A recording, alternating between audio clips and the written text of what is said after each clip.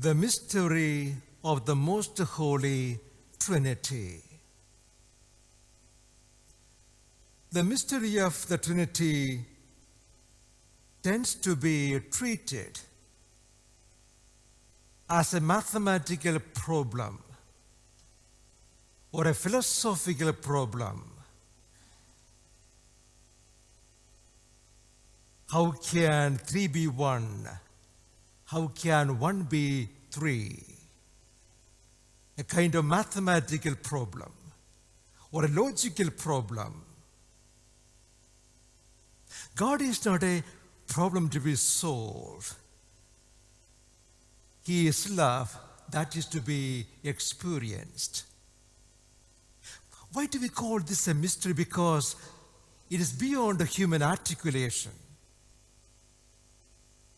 beyond human comprehension.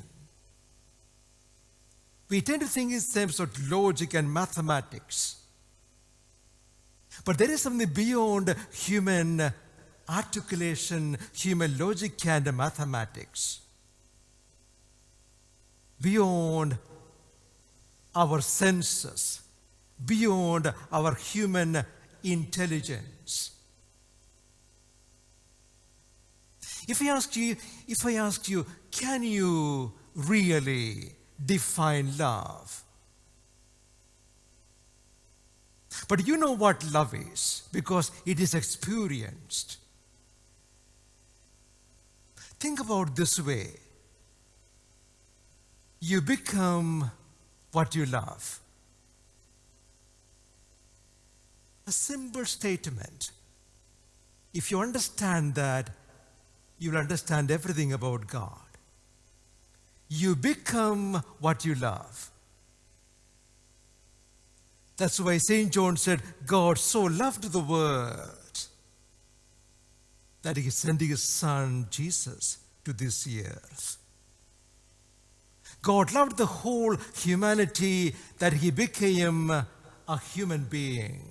May I say it again? God loved the whole humanity that he became a human being. You become what you love. God loved the world.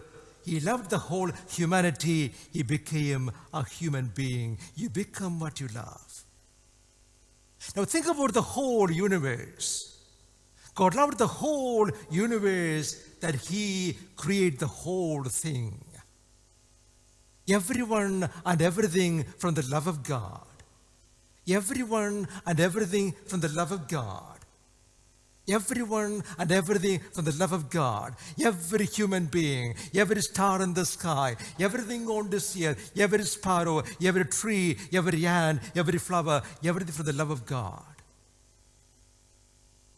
God's love has become flesh in every human being, and he continues to become flesh in every child that is born.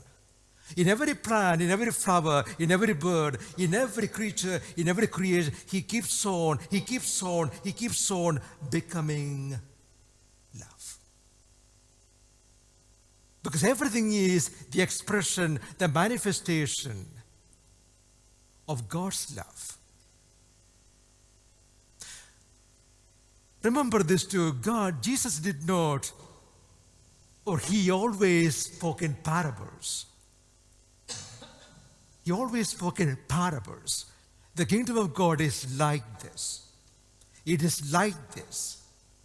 If I may give you some kind of imageries or metaphors, that could be an easier way of understanding the mystery of God's love. Think of God's love as a river. Think of God's love as an ocean, like the hymn we had at the beginning of this Mass. God's love is a vast ocean. Think of God's love as a vast ocean, and you are there, just floating on it. You are swimming in that river. You are enjoying the love of God all the time. In every breath you take, you enjoy the love of God. Every cup of tea, you enjoy the love of God. In every meal you have, it is the love of God. In every person who is with you, you enjoy the love of God. Everyone who is around you reminds you of God's love for you. Every friend you have reminds you of God's love for you. Every moment you experience any kind of love from anybody from the breeze, from the person, from anybody, from anything. You experience God's love there. Another metaphrase or imagery or analogy, what do we call it? Think of yourself as a baby sleeping between your loving mom and dad. Think of yourself as a baby fast asleep, safe and secure between a mom and a dad who dotes on you.